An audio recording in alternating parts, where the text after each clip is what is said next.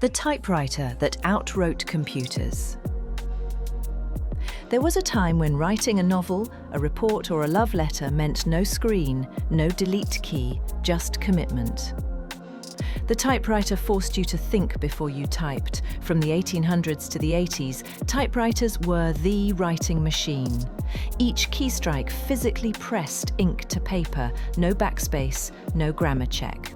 Writers like Hemingway, Orwell and Maya Angelou created masterpieces with them. You had to be deliberate, no distractions, no notifications, and that clack-clack-ding rhythm, it was almost meditative.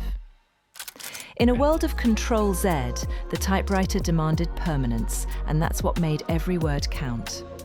Ever typed on one? Or want to try? Share your thoughts.